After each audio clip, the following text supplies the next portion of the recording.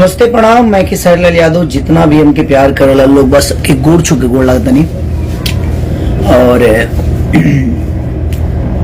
आज जो गाना रिलीज हुई खेसारी म्यूजिक वर्ल्ड पर वो लोग नौकरों के भी ट्रेंडिंग में ला देनी।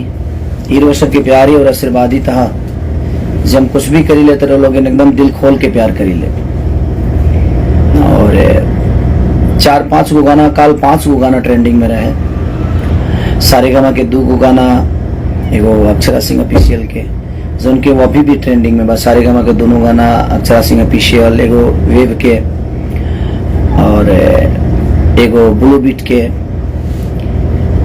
और आज जो हमारे खेसारी म्यूजिक वर्ल्ड से भइला मीठा रंग, ओकरा के भी लोग प्यार और आशीर्वाद देता नहीं और वो भी ट्रेंडिंग में बा, मेन पेज पर भी। और तो ये सब खुशी यही से हम आइले रुआ सबके की रुआ सबके प्यार इतना ज्यादा मिलेला कि आप अपने आप के रोक ना पावेला।